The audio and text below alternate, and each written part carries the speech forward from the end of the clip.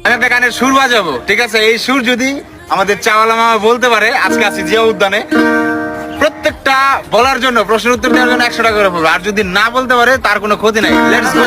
না বলতে পারলেও ক্ষতি আছে। ক্ষতি বলতে আবার সুযোগ দিব তাকে, সমস্যা নাই। যা তার স্বপ্ন। আচ্ছা আচ্ছা আচ্ছা, আপনি সুরটা একটু শুনেন।